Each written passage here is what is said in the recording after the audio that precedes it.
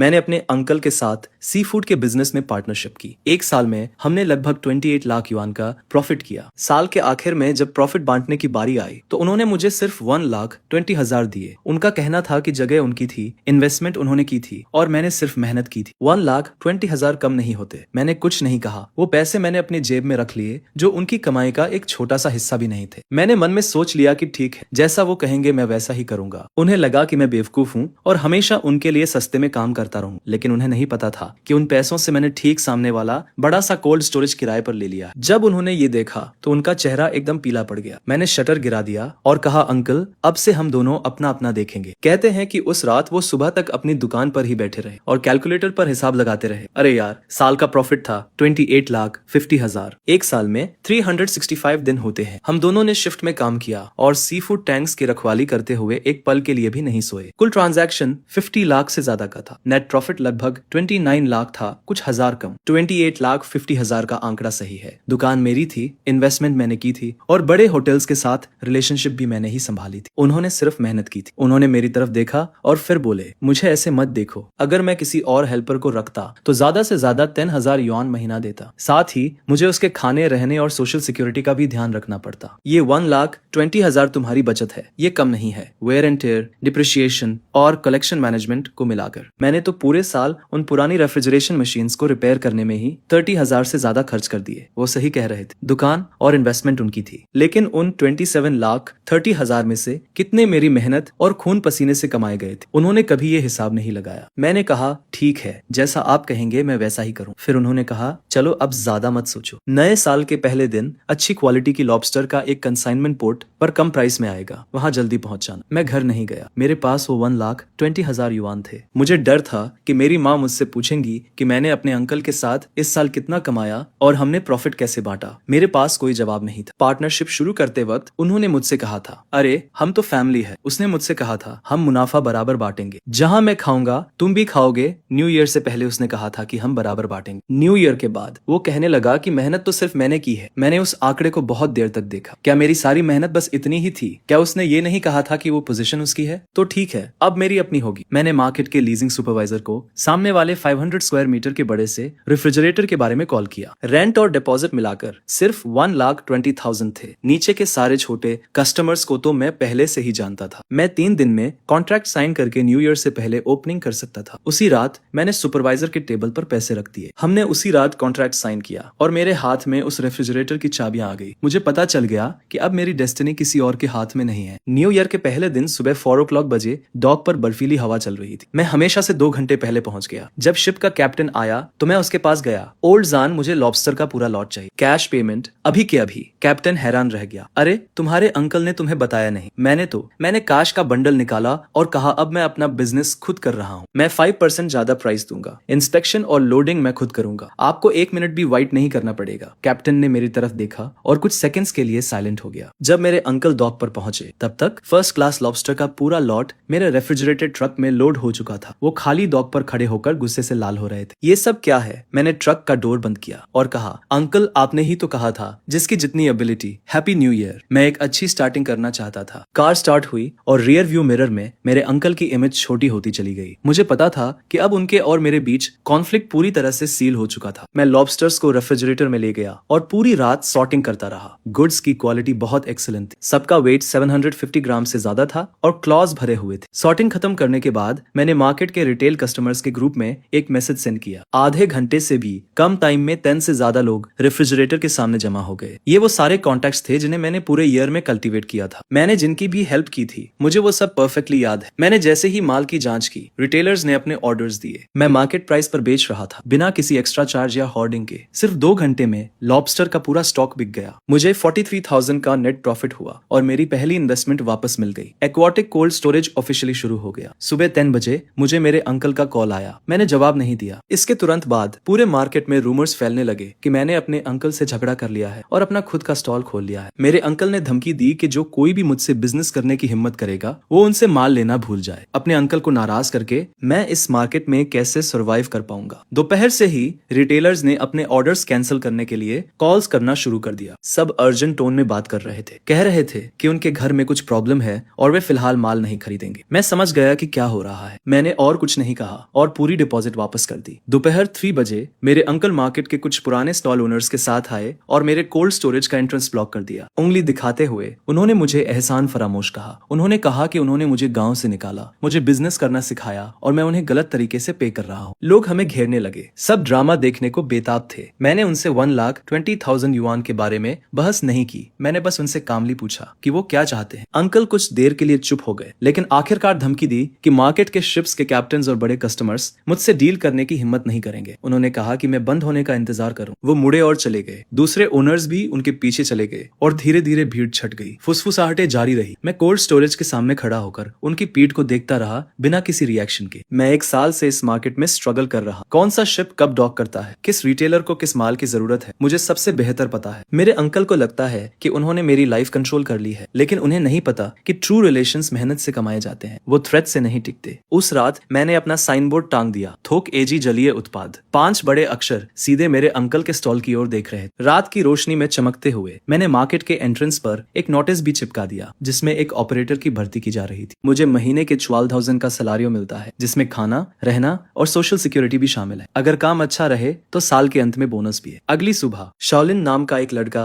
Job के लिए apply करने आता है। वो अपने गांव से पहली बार काम करने निकला था, जिसकी आंखों में वही चाहत दिखती है जो सालों पहले मेरी आंखों में थी। मैंने उसके हाथों को देखा जो वर्क से भरे हुए थे। वो हार्ड वर्क करने वाला इंसान था। मैंने उसे तुरंत हायर कर लिया और कहा कि आज दोपहर से काम शुरू कर दो। शाओलिन के जाने के बाद मैं कोल्ड स्टोरेज में इन्वेंटरी चेक करने लगा। रेफ्रिजरेशन मशीन्स की आवाज आ रही थी। टेम्परेचर 5 डिग्री से नीचे स्टेबल था। मैंने अपने अंकल की दुकान को देखा जो दूसरी तरफ थी। वो जगमगा रही थी, लोग अंदर बाहर आ जा रहे। वो बिजनेस बहुत अच्छा चल रहा था, लेकिन मैं जानता था कि मेरे बिना वो पुरानी रेफ्रिजरेशन मशीन्स ज्यादा दिन नहीं चल पाएंगी। पिछले समर में जब बहुत गर्मी थी तो उन्हें सिर्फ अकाउंट देखना और रिलेशनशिप बनाना आता था। मैंने अपना मोबाइल निकाला और कॉन्टैक्ट लिस्ट खोली। मैंने 1 दर्जन से ज्यादा शिप कैप्टन्स के नंबर सेव किए थे जिनसे मैं इस साल मिला था। मेरे अंकल को लगता है कि लोकल सप्लाई कट करके वो मेरा गला घोंट सकते हैं, लेकिन उन्हें नहीं पता कि ये वर्ल्ड बहुत बड़ा है और यहाँ सिर्फ एक डॉक नहीं है। कोल्ड स्टोरेज से बाहर निकलकर मैंने मेटल शटर गिरा दिया और लॉक लगा दिया। कल सुबह 3 बजे मुझे 200 किलोमीटर दूर नांगन पोर्ट जाना है, जहाँ एक कैप्टन ने मेरे लिए फ्रेश फ्रोजन फिश का एक लॉट रखने का प्रॉमिस किया है। ओपनिंग के तीसरे दिन मेरी मॉम आती है। वो कोल्ड स्टोरेज के सामने एक थर्मोस लेकर खड़ी थी। उनके बाल न्यू ईयर से भी ज्यादा व्हाइट हो गए थे। मैं शाओलिन के साथ सामान काउंट कर रहा और उन्हें देखकर लगभग रजिस्टर बुक गिर ही गया था। मेरी मॉम ने कुछ नहीं कहा, बस थर्मोस को टेबल पर रख दिया। उसमें रिब सूप था जो मुझे सबसे ज्यादा पसंद है। उन्होंने चारों ओर देखा, इस 500 स्क्वायर मीटर के कोल्ड स्टोरेज को देखा और वॉल पर टंगे एजी के साइन को देखा। उनकी आंखें लाल हो गई। तो मैंने शाओलिन को काम करने के लिए कहा और अपनी मॉम के लिए एक चेयर खींच दी। वो चुपचाप बैठी रही। फिर फाइनली मुझसे पूछा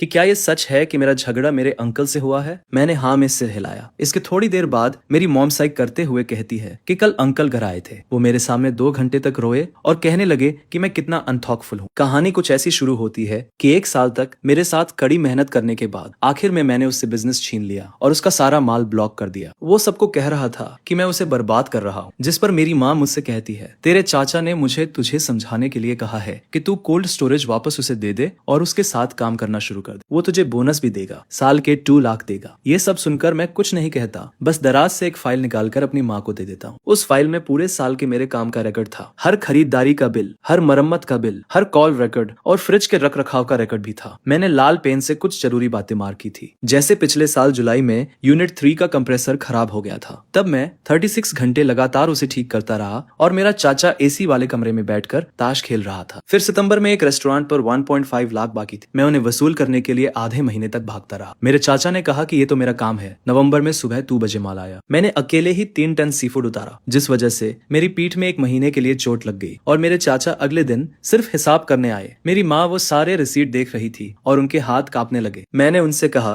कि साल के 365 दिनों में से मेरे चाचा के साथ बारी बारी से काम करने के बाद भी असल में 80% काम तो मैं ही करता था। कुल मिलाकर 50 लाख से ज्यादा का टर्नओवर हुआ और 28.5 लाख का नेट प्रॉफिट हुआ। मेरे चाचा ने मुझे 1.2 लाख दिए और कहा कि मैंने सिर्फ मेहनत की है। मेरी माँ की आंखों में आंसू आ गए। उन्होंने फाइल बंद की, उठी और बिना कुछ कहे मुड़कर चली गई। मुझे पता था कि वो कहाँ जा रही है। शाम को 4 बजे मार्केट में चीख पुकार मच गई। मेरी माँ मेरे चाचा की दुकान के सामने खड़ी होकर चिल्ला रही थी और सबके सामने उससे पूछ रही थी कि उसने 1 साल में वहाँ कितना काम किया है और वो 1.2 लाख कैसे दिए गए। मेरे चाचा के पास कोई जवाब नहीं था। वो शुक्रगुजार होना जानता ही नहीं था। दुकान मेरी थी, कैपिटल मेरा था, वो इतना सब कुछ क्यों चाहता था। मेरी माँ ये सुनकर हंस पड़ी और बोली कि जब उसने ये दुकान खोली थी तो 50,000 का शुरुआती कैपिटल उन्होंने ही दिया था। क्या वो ये कर्ज भूल गया? उसने तेरे साथ 1 साल काम किया और तूने उसे ढंग की सैलरी भी नहीं दी। तुझे जरा भी शर्म नहीं आई उसे साल के आखिर में सिर्फ 1.2 लाख देते हुए? मेरे चाचा का चेहरा गुस्से से लाल हो गया। मैं कुछ कहना चाहता था पर मुझसे एक शब्द भी नहीं निकला, जिस पर मेरी माँ मुड़ी और चली गई। मेरे कोल्ड स्टोरेज के दरवाजे से गुजरते हुए वो रुकी, मेरी तरफ देखा और उसकी आंखों में कोई शिकायत नहीं थी, सिर्फ दर्द और एक्सेप्टेंस था। वो सिर्फ 4 वर्ड्स बोली, इसे ठीक से करना। उस रात मैंने अपनी माँ को देखा कि कैसे वो मछलियों को छांटती है, कैसे सी फूड की फ्रेशनेस को जज करती है। वो बहुत सीरियसली सीख रही थी, नोट्स ले रही थी और सवाल पूछ रही थी। उसे देखकर मुझे 1 साल पहले का मैं याद आ गया। उस वक्त मैं भी ऐसा ही था। मुझे लगता था कि अगर मैं तकलीफ उठाने को तैयार हूँ तो मेरे अंकल मेरे साथ ईमानदारी से पेश आएंगे। अब मुझे समझ में आया है कि इस दुनिया में सिर्फ अपनी पोजीशन ही सबसे रिलायबल होती है। रात के 11 बजे मेरे अंकल की दुकान जो ठीक सामने थी अब भी खुली थी। मैंने ग्लास से देखा कि वो अकेले बैठे हुए हिसाब की किताब देख रहे थे और उनके पास रखा रेफ्रिजरेटर अजीब सी आवाज कर रहा था और स्क्रीन पर टेम्परेचर अनस्टेबल दिख रहा था। मैंने अपनी नजरें हटा ली और वेयरहाउस का डोर बंद कर दिया। कल एक अर्जेंट ऑर्डर है, मैं फेल नहीं हो सकता। दुकान खुलने के 5वें दिन मेरी सप्लाई काट दी गई। सुबह 4 बजे मैं हमेशा की तरह सामान लेने घाट पर गया। ओल्ड जान की नाव पहले ही आ चुकी थी, लेकिन मुझे देखकर उसने सिर हिला दिया। उसने मुझसे कहा, मुझे माफ करना, आज का सारा माल तुम्हारे अंकल ने बुक कर लिया है। प्राइस मार्केट से 20% ज्यादा है। मैं शॉक्ड रह गया। मैं दूसरे कैप्टन्स को ढूंढने के लिए मुड़ा, पर सबको पूछने के बाद जवाब वही था। मेरे अंकल ने मार्केट और दूसरे बड़े दुकानों के साथ मिलकर सारे लोकल सप्लाईज को मार्केट प्राइस से 20% ज्यादा प्राइस पर खरीद लिया था। मैं खाली घाट पर खड़ा रहा, सी फूड की नावों को जाते हुए देख रहा था और मेरे हाथ में सिगरेट जलकर खत्म हो गई। जब मैं वेयरहाउस वापस आया तो शाओलिन मेरा इंतजार कर रही थी। मुझे खाली हाथ देखकर उसके चेहरे पर चिंता दिख रही थी। मैंने उससे ज्यादा कुछ नहीं कहा, बस उसे आराम करने के लिए कहा। मैं ऑफिस में अकेला बैठ गया और अपनी कॉन्टैक्ट लिस्ट देखने लगा। अगर लोकल सप्लाई ब्लॉक हो गई है तो मैं बाहर से लाऊंगा। मुझे याद आया कि 2 महीने पहले जब मैं नए साउथ पियर पर सामान ट्रांसपोर्ट कर रहा था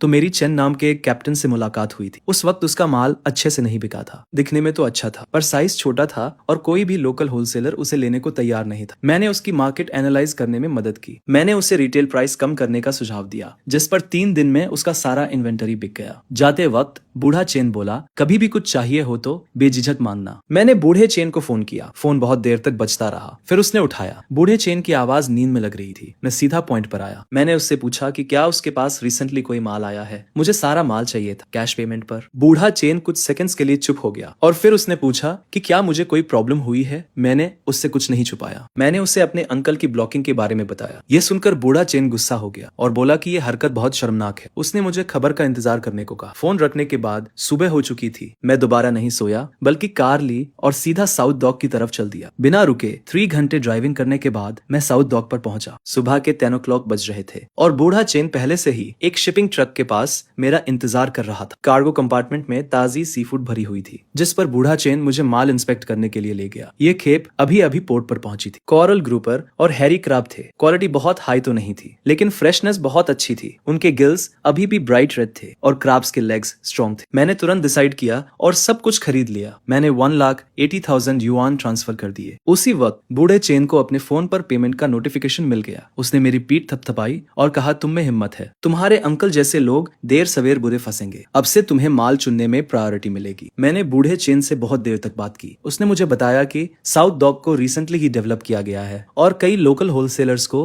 अभी तक इस रूट के बारे में पता नहीं। यहाँ सप्लाई स्टेबल है और प्राइसेस नॉर्थ से 10% कम है। इसके अलावा शिप्स के कैप्टन्स ईमानदार और स्ट्रेट फॉरवर्ड लोग हैं। मुझे और भी कॉन्फिडेंस हुआ। मेरे अंकल को लगा कि लोकल डॉकों को कंट्रोल करके वो मुझे घुटने टेकने पर मजबूर कर देंगे, लेकिन उन्हें नहीं पता कि ये समुद्र बहुत बड़ा है। यहाँ 1 से ज्यादा डॉक्स हैं। मैं ट्रक भरकर वापस मार्केट पहुंचा और शाओलिन पहले से ही कोल्ड स्टोरेज के डोर पर मेरा वेट कर रहा था। जैसे ही मैंने ट्रक देखा, मेरी आंखें चमक उठी। हम लोगों ने पूरी रात माल उतारा। फिर हमने कोरल ग्रुपर और हैरी क्रैब के लॉट को छाटा और तौला। हालांकि वो फर्स्ट क्लास नहीं थे, लेकिन उनकी ताजगी बहुत अच्छी थी और मार्केट प्राइस से 5% कम थे। मैंने तुरंत अपने कुछ पुराने कस्टमर्स को कॉल किया। उन्हें माल की जरूरत थी और उन्होंने वहीं पर ऑर्डर्स दे दी। उसी रात 10 बजे तक आधा से ज्यादा माल बिक चुका था, जिससे मुझे 1,50,000 युआन मिले। अगली सुबह मैं फिर से साउथ पियर पर गया। इस बार ओल्ड चेन ने मुझे 2 और कैप्टन से मिलवाया जो ओपन सी में और भी ज्यादा स्टेडी सप्लाई के साथ ऑपरेट करते थे। मैंने उनके साथ कोलैबोरेशन करने का इंटेंशन डिस्कस किया और प्रॉमिस किया कि जब तक क्वालिटी अच्छी रहेगी मैं सब कुछ कैश में पे करूंगा, कोई डिले नहीं होगा। ये सुनकर तीनों कैप्टन ने थोड़ी देर तक आपस में बात की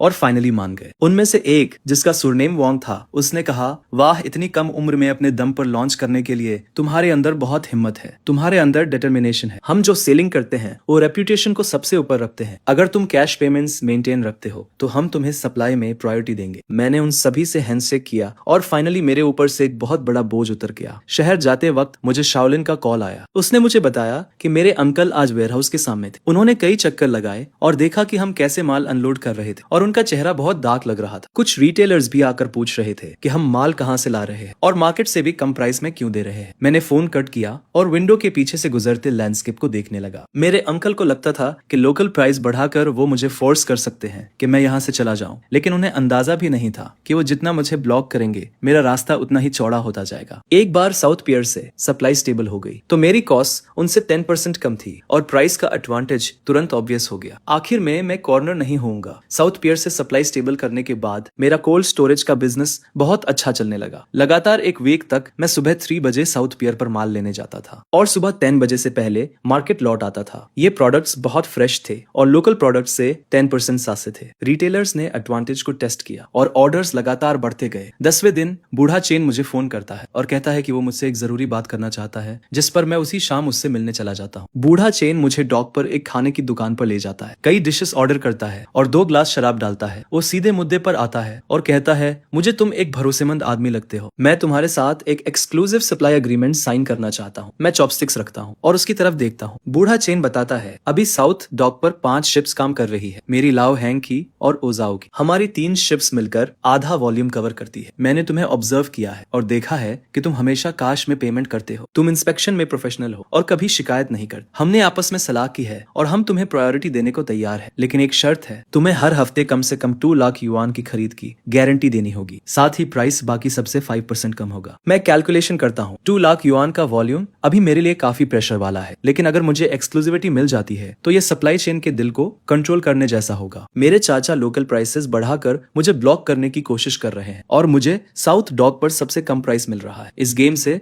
एडवांटेज तुरंत साफ हो जाएगा। मैं बूढ़े चेन से हाथ मिलाता हूँ। हम अग्रीमेंट तुरंत साइन करते हैं जिसकी ड्यूरेशन 3 महीने की है। मैं वीकली 2 लाख युआन के वॉल्यूम की गारंटी देता हूँ। वो स्टेबल सप्लाई और सबसे अच्छे पॉसिबल प्राइस की गारंटी देते हैं। अग्रीमेंट साइन करने के बाद लाओ चेन मुझे एक और बात बताता है। वो कहता है कि हाल ही में कोई अपने कॉन्टैक्ट्स का इस्तेमाल करके ये पता लगाने की कोशिश कर रहा है कि मैं अपना सामान कहाँ से लेता हूँ। वो लोग मुझसे ये लाइन छीनने के लिए बहुत ज्यादा प्राइस ऑफर कर रहे हैं। ओचनन कहता है, देखो, बिजनेस में रेपुटेशन मायने रखती है, तुम हमारे साथ लॉयल रहे हो, हम अपनी बात से मुकरने जैसा घटिया काम नहीं करेंगे, लेकिन सावधान रहें। तुम्हारे चाचा सालों से इस एरिया में काम कर रहे हैं और उनके पास कई चालें हैं। मैं सिचुएशन को समझते हुए हामी भरता हूँ। जब मैं मार्केट वापस आता हूँ तो रात के 9 बज चुके होते हैं और योलिन अभी भी कोल्ड स्टोरेज में सामान अरेंज कर रही होती है। मुझे देखकर वो तुरंत आती है और बताती है कि आज 3 और रिटेल कस्टमर्स ने ऑर्डर्स दिए और एक रेस्टोरेंट का ओनर भी है जो लॉन्ग टर्म कोलैबोरेशन के बारे में बात करना चाहता। अगली सुबह मैं उस रेस्टोरेंट में जाता हूँ। ले नाम के एक रेस्टोरेंट के ओनर हैं जिनकी उम्र 40 के आसपास है। उनके यहाँ सी फूड की खपत काफी ज्यादा है। ली मुझसे कहते हैं कि पहले वो हमेशा मेरे अंकल से ही माल खरीदते थे, जिस पर अब मछली के मरने की रेट बहुत बढ़ गई है और उन्होंने कई बार शिकायत भी की, लेकिन कोई इंप्रूवमेंट नहीं हुई। फिर मैं उन्हें कोल्ड स्टोरेज में माल दिखाने के लिए ले जाता हूँ। ले हर चीज की बहुत सावधानी से इंस्पेक्शन करते हैं, मछली के गिल्स के कलर से लेकर आंखों की क्लैरिटी तक। वो हर डिटेल को चेक करते हैं और फाइनली सिर हिलाकर कहते हैं कि माल वाकई में अच्छा है। वो मुझसे पूछते हैं कि क्या मैं स्टेबल सप्लाई की गारंटी दे सकता हूँ, जिस पर मैं उन्हें अनमतों के साथ एक्सक्लूसिव सप्लाई का अग्रीमेंट दिखाता हूँ। उसे पढ़ने के बाद ली तुरंत डिसाइड करते हैं कि अब से उनके दोनों लोकेशंस के लिए सारा सी फूड मुझसे ही खरीदा जाएगा, कम से कम 50,000 युआन वीकली। ली को विदाई देने के बाद मैं कोल्ड स्टोरेज के सामने खड़ा होकर सिगरेट जलाता हूँ, जो मेरे अंकल का है। वो किसी से बहुत ऊंची आवाज में आर्ग्यू कर रहे थे और ग्लास से दिख रहा था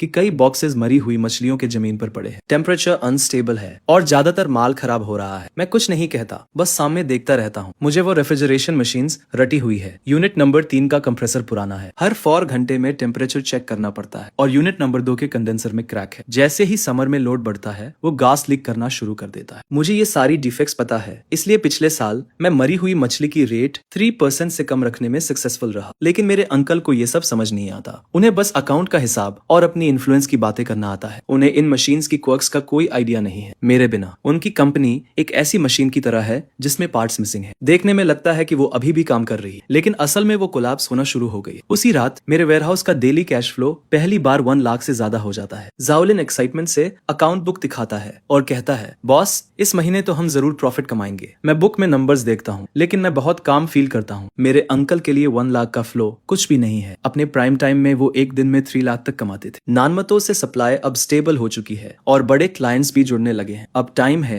कि धीरे धीरे अपने अंकल का मार्केट शेयर खाया जाए। रात के 3 बजे सामने वाली स्टॉल की लाइट अभी भी जल रही थी। मेरे अंकल वहाँ अकेले बैठे थे, बस मरी हुई मछलियों के ढेर को घूर रहे थे। उनके बगल में रखा हुआ रेफ्रिजरेशन मशीन एक अजीब सी आवाज कर रहा था और स्क्रीन पर टेम्परेचर एकदम फ्लक्चुएट हो रहा था। मैं शटर डाउन करता हूँ, वेयरहाउस बंद करता हूँ और मुझे कल सुबह 3 बजे नानमतो में किंग क्रैब्स की कंसाइनमेंट रिसीव करनी है। एक्सक्लूसिव सप्लाई एग्रीमेंट साइन करने के 3 वीक्स बाद मेरा डेली कैश फ्लो 1,20,000 से ऊपर ही रहता है। उस दोपहर लाओ चन का मुझे अचानक कॉल आता है और उसकी टोन बहुत सीरियस थी। वो बताता है कि किसी ने नानमतो की सप्लाई खरीदने के लिए मुझसे 20% ज्यादा ऑफर किया है। वो दूसरा आदमी लाओलियू है जो पूरे फिश मार्केट में मेरे अंकल का सबसे करीबी है। मुझे अंदर से एक झटका लगता है। मुझे पता था कि अब मेरे अंकल सीरियस हो रहे हैं। लाओ चन कहता है, यार वो प्राइस सच में बहुत टेम्पटिंग है, लेकिन हमने बात कर ली है और बिजनेस में रेपुटेशन बहुत इंपॉर्टेंट होती है। अभी तो अग्रीमेंट को 3 वीक्स ही हुए हैं। हम ऐसे अचानक अपना डिसीजन नहीं बदल सकते। मैं तुम्हें बस वार्न करने के लिए कॉल कर रहा हूँ कि इस बार तुम्हारे अंकल पूरी तरह से सीरियस हैं। मैं लाओ चन को थैंक्स कहता हूँ और उसी रात नानमतो ड्राइव करके चला जाता हूँ। वहाँ तीनों कैप्टन मौजूद थे। मैं उन्हें डिनर पर इन्वाइट करता हूँ और खाना खाते वक्त मैं प्राइस इंक्रीज के बारे में कुछ भी मेंशन नहीं करता। हम बस इस बारे में बात करते हैं कि फिशिंग कितनी हार्ड जॉब है और मार्केट कैसा चल रहा है। लाओ वान बताता है कि उसका बेटा अगले साल कॉलेज जाने वाला है और अभी भी उसे ट्यूशन फीस के लिए कुछ पैसे कम पड़ रहे हैं। और तभी मैं कहता हूँ, ब्रदर वान, मैं ट्यूशन पे कर दूंगा। इसे आप गुड्स की एडवांस पेमेंट समझ लीजिए। इसे हम फ्यूचर सप्लाई से धीरे धीरे डिडक्ट कर लेंगे। लाओ बताता है कि उसकी वाइफ हॉस्पिटल में है और उसे पैसों की जरूरत है। मैं उसे तुरंत 50,000 ट्रांसफर कर देता हूँ और कहता हूँ कि ये पैसे इमरजेंसी के लिए है, कोई जल्दी नहीं है वापस करने की। तीनों कैप्टन मेरी तरफ देखते हैं और उनकी आंखों में कुछ नया सा एक्सप्रेशन था। लाओ चन अपना ग्लास उठाता है और कहता है, यार तुम तो अपनी बात के पक्के हो। तुम्हारे अंकल चाहे कितना भी ऑफर करें, हम नहीं हिलेंगे। मैं उनके साथ टोस्ट करता हूँ और अंदर से बहुत रिलीव्ड फील होता है। मार्केट लौटते लौटते काफी देर हो चुकी थी, जिस पर मैं ऑफिस में बैठकर आगे के प्लान्स बनाने लगता हूँ। साउथ डॉक से सप्लाई तो अब स्टेबल हो गई थी, लेकिन मेरा अंकल हाथ पर हाथ रखकर तो नहीं बैठने वाला था। मुझे डर था कि वो शिप के कैप्टन के पीछे जरूर पड़ेगा और ऐसा ही होता है। आगे मार्केट में रूमर्स फैलने लगते हैं। कुछ कहते हैं कि मेरा सामान कॉन्ट्राबैंड है, क्वारंटीन सर्टिफिकेट्स नहीं है, तो कुछ कहते हैं कि मेरा कोल्ड स्टोरेज स्टैंडर्ड्स पर खरा नहीं उतरता और कभी भी बंद हो सकता है। फिर ये भी अफवाहें फैलती है कि मैं कैप्टन का रिश्तेदार नहीं हूँ और मेरे सप्लाई का सोर्स भी अनस्टेबल है। ये सारी बातें इतनी कन्विंसिंगली फैलाई जा रही थी कि कस्टमर्स के कॉल्स आने शुरू हो जाते हैं, जिस पर मैं घबराता नहीं हूँ। मैं सीधे साउथ डॉक के क्वारंटीन सर्टिफिकेट्स, कोल्ड स्टोरेज का बिजनेस लाइसेंस और सप्लाई अग्रीमेंट्स की फोटोज निकालकर रिटेल कस्टमर्स के ग्रुप में भेज देता हूँ, जो देखकर रूमर्स अपने आप ही गायब हो जाते हैं। पर मेरा अंकल तब भी नहीं रुकता है। मार्केट मैनेजमेंट के लोग अचानक मेरे कोल्ड स्टोरेज का इंस्पेक्शन करने आ जाते हैं। वो कहते हैं कि उन्हें एक कंप्लेंट मिली है और उन्हें शक है कि रेफ्रिजरेशन इक्विपमेंट स्टैंडर्ड्स के हिसाब से नहीं है, इसलिए वो इंस्पेक्शन के लिए ऑपरेशंस बंद करने की डिमांड करते हैं। आगे मैं कोल्ड स्टोरेज खोलने से पहले ही प्रिपेयर्ड था। सारे इक्विपमेंट हाईएस्ट स्टैंडर्ड्स के हिसाब से सेट किए गए थे, चाहे वो क्वारंटीन हो, फायर सेफ्टी हो या एनवायरमेंटल प्रोटेक्शन हो। सारे सर्टिफिकेट्स ऑर्डर में थे। इंस्पेक्टर 2 घंटे तक चेक करता है, पर उसे कोई गलती नहीं मिलती और आखिर में वो खाली हाथ चला जाता है। उसे विदाई करने के बाद शाओलिन धीरे से कहती है, बॉस, किसी ने देखा कि आपके अंकल ने ही एडमिनिस्ट्रेशन में कंप्लेंट की थी। मैं सिर हिलाता हूँ। मुझे तो पहले से ही इन टैक्टिक्स का अंदाजा था। उस शाम मेरे कोल्ड स्टोरेज का डेली फ्लो 1,50,000 से ऊपर चला जाता है, जो मेरे अंकल के बिजनेस को ऑफिशियली पीछे छोड़ देता है और ये खबर पूरे मार्केट में तेजी से फैल जाती है। हर कोई कमेंट करता है कि मैं सच में जीत गया। शाम होते होते मेरे अंकल के स्टॉल के सामने क्रेडिटर्स का एक ग्रुप इकट्ठा हो जाता है, जो उनसे पेमेंट की डिमांड कर रहे थे। इस दौरान मेरी सप्लाई को ब्लॉक करने के लिए मेरे अंकल ने लोकल डॉक पर ऊंचे दामों पर माल जमा करना शुरू कर दिया और कॉस्ट बढ़ाने के लिए दूसरे स्टॉल्स के साथ मिल गया, जिससे उसकी कैपिटल चेन टाइट होने लगती है। मछलियों की मोर्टेलिटी रेट हाई बनी रहती है और वो बहुत सारे कस्टमर्स खो देता है। हालात और भी मुश्किल होते जा रहे थे। शाओलिन ने मुझसे कहा, आज फिर तुम्हारे अंकल की कूलिंग मशीन नंबर 3 खराब हो गई। एक पूरा क्राट किंग क्रैब्स मर गए। कम से कम 80,000 का नुकसान हुआ है। मुझे वो कूलिंग मशीन नंबर 3 अच्छी तरह से याद है। पिछली गर्मियों में जब वो पहली बार खराब हुई थी, मैं लगातार 36 घंटे जगा रहा था उसे ठीक करने के लिए। उसका हर एक पार्ट, उसकी हर सनक मुझे पता है, लेकिन अब वो मेरी जिम्मेदारी नहीं है। रात होते ही बॉस ने मुझे कॉल किया और कहा कि उसका एक दोस्त भी मुझसे सामान खरीदना चाहता है। वो शहर में एक और रेस्टोरेंट चेन का मालिक है। हर हफ्ते कम से कम 70,000 का ऑर्डर देगा। मैंने अगले दिन उससे मिलने के लिए हाँ कर दी। कॉल काटने के बाद मैं कोल्ड स्टोरेज के सामने खड़ा हो गया। सामने वाली स्टॉल की लाइट्स अभी भी जल रही थी। शीशे से मैं अपने अंकल को देख सकता था। वो वो वहाँ अकेले बैठे हुए थे, उनके सामने बिल्स का ढेर लगा हुआ था। ऐसा लग रहा था जैसे उनके बाल और भी ज्यादा सफेद हो गए। उनका फिगर अजीब तरह से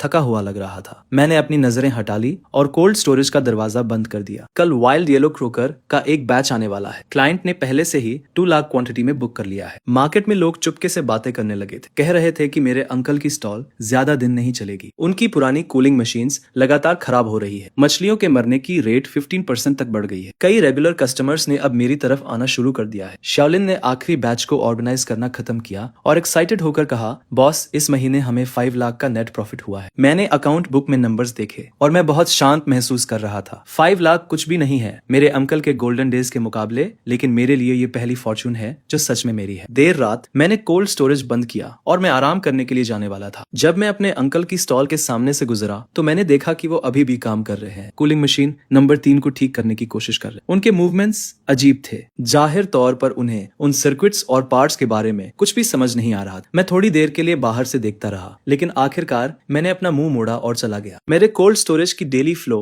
जब 1,50,000 पर स्टेबल हो गई तो मेरे अंकल ने प्राइस वॉर शुरू कर दी। अगली सुबह मार्केट में अचानक ये खबर फैल गई, मेरे अंकल की स्टॉल पर सारे सी फूड्स 20% डिस्काउंट पर मिल रहे हैं। एक लॉस पर लिक्विडेशन। कई रिटेलर्स को जैसे ही पता चलता है वो तुरंत अपनी पोजीशन पर भाग जाते हैं। तभी शाओलिन मुझसे आकर पूछता है, बॉस क्या हमें भी कीमतें कम कर देनी चाहिए? जिस पर मैं उसे मना कर देता हूँ। असल में मैं जानता हूँ कि मेरे चाचा क्या कर रहे हैं। वो मुझे प्राइस वॉर में फंसा कर बर्बाद करना चाहते हैं, जिससे मैं कीमतें कम करने पर मजबूर हो जाऊं और या तो मेरा नुकसान हो या फिर मेरे कस्टमर्स चले जाएं। पर वो एक बात भूल गए, मेरा कॉस्ट उनसे 10% कम है और मेरी सप्लाई भी ज्यादा स्टेबल है। और सबसे बड़ी बात, मुझे उनसे कीमतों में कम्पीट करने की कोई जरूरत नहीं है। मैं शाओलिन को कुछ थर्मल बॉक्सेस और रेफ्रिजरेटेड डिलीवरी व्हीकल्स खरीदने के लिए कहता हूँ। मैं अपनी सर्विस को बेहतर बनाने वाला हूँ। अब मैं हाई एंड रूट पर जाऊंगा जिसमें 0 मोर्टेलिटी और ऑन टाइम डिलीवरी होगी। शाओलिन को ये बात समझ नहीं आती। वो कहता है कि आजकल तो सब कीमतों के लिए कम्पीट कर रहे हैं, ऐसे में ये सब करना कितना सही है। जिस पर मैं कहता हूँ कि प्राइस वॉर के आखिर में यही मायने रखता है कि कौन ज्यादा देर तक टिकता है। उनके साथ खुद को थकाने से बेहतर है कि मैं कोई और रास्ता अपनाऊं। अगले 3 दिनों तक मैं कीमतें कम नहीं करता, बल्कि अपनी पूरी एनर्जी सर्विस पर लगा देता हूँ। वेयरहाउस से निकलने वाले हर लॉट को मैं खुद चेक करता हूँ ताकि एक भी मरी हुई मछली ना हो। और डिलीवरी टाइम भी एकदम प्रिसाइज है। कस्टमर को जब सामान चाहिए उसे आधे घंटे के अंदर मिल जाना चाहिए। शुरू में कुछ रिटेलर्स मेरे चाचा की कम कीमतों से अट्रैक्ट जरूर होते हैं, लेकिन बहुत जल्द ही दिक्कतें शुरू हो जाती है। कीमतें कम रखने के लिए मेरे चाचा छोटे डॉग्स से घटिया सामान खरीदने लगते हैं और उनके रेफ्रिजरेटर्स भी ठीक नहीं है, जिसकी वजह से मछलियों की मोर्टेलिटी रेट बहुत ज्यादा बढ़ जाती है। कई रिटेलर्स को जब सामान मिलता है तो उन्हें पता चलता है कि देखने में तो उन्होंने 20% बचा लिए, लेकिन एक्चुअल कॉस्ट कैलकुलेट करने पर उनका नुकसान हो रहा है। 5वें दिन कुछ रिटेलर्स मेरे पास वापस आने लगते हैं। वो कहते हैं कि उन्हें थोड़ा ज्यादा पे करने से कोई दिक्कत नहीं, लेकिन क्वालिटी सबसे ज्यादा जरूरी है। मैं ज्यादा कुछ नहीं कहता, बस सप्लाई और सर्विस देने में लगा रहता हूँ। तभी मिस्टर ली का कॉल आता है और वो बताते हैं कि उनके दोस्त ने इवेल्युएट करके फैसला किया है कि वो अपने सारे सी फूड ऑर्डर्स मुझे ही देंगे। ये शहर के सबसे बड़े चेन होटल्स में से एक है जिसका वॉल्यूम कम से कम 1 लाख हर हफ्ते का है। उस आदमी ने मुझसे कहा, अरे मेरा दोस्त भी तुम्हारे चाचा के पास गया था, लेकिन उसका माल ठीक नहीं था और उसमें बहुत मरी हुई मछलियां थी। हालांकि तुम्हारे दाम थोड़े ज्यादा है, पर तुम्हारी मछलियां मरी हुई नहीं होती और तुम समय पर डिलीवरी करते हो, जो होटल्स के लिए सबसे जरूरी है। फिर वो आगे बताता है, मैं मिस्टर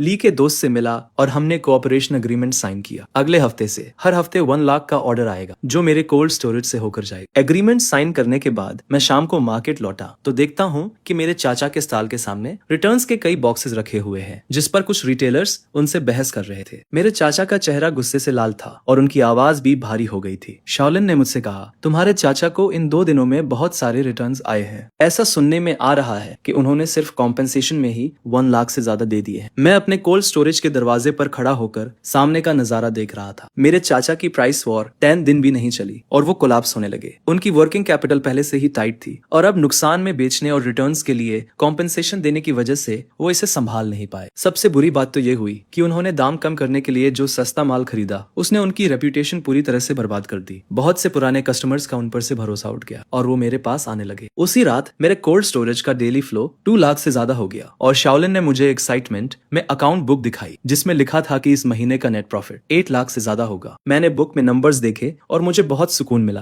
प्राइस वॉर कभी भी वो नहीं जीतता जो सबसे कम दाम रखता है, बल्कि वो जीतता है जो आखिर तक टिका रहता है। मेरे चाचा को लगा कि कम दाम से वो मुझे बर्बाद कर देंगे, लेकिन उन्हें नहीं पता था कि असली किला तो क्वालिटी और सर्विस होती। रात को बहुत देर तक सामने वाले स्टॉल की लाइट जलती रही। मेरे चाचा वहां अकेले बैठे हुए थे और उनके सामने बिल्स और रिटर्न नोट्स का ढेर लगा हुआ था। उनका फोन लगातार बज रहा था। जरूर क्रेडिटर्स होंगे जो अपना पैसा मांग रहे होंगे। मैंने अपने कोल्ड स्टोरेज का दरवाजा बंद किया और आराम करने की तैयारी करने लगा। कल ऑस्ट्रेलियन लॉबस्टर्स का एक और बैच आने वाला है। मिस्टर ली के दोस्त के होटल का पहला ऑर्डर है और मैं कोई गलती नहीं कर सकता। मार्केट से बाहर निकलते वक्त मैंने एक बार पीछे मुड़कर देखा। रात के अंधेरे में मेरे चाचा की दुकान एकदम सुनसान लग रही थी और वो साइन जो 10 सालों से वहां लटका हुआ था हवा में झूल रहा था और एक अजीब सी आवाज कर रहा। मार्केट में लोग दबी आवाज में बातें करने लगे थे कि इस बार मेरे चाचा ने कुछ ज्यादा ही कर दिया है। प्राइस वॉर में उन्होंने ए को नहीं बल्कि खुद को ही बर्बाद कर लिया है। कुछ लोग तो ये भी कह रहे थे कि अगर ऐसा ही चलता रहा तो मेरे चाचा की दुकान इस महीने भी नहीं टिक पाएगी। मैं इन बातों में बिल्कुल शामिल नहीं हुआ, बस चुपचाप अपना काम करता रहा। अगली सुबह ऑस्ट्रेलियन लॉबस्टर का वो शिपमेंट समय पर आ गया। मैंने खुद माल चेक किया, उसे छाटा और फिर डिस्ट्रीब्यूट किया। एकदम परफेक्ट सर्विस थी। मिस्टर ली के दोस्त को जब माल मिला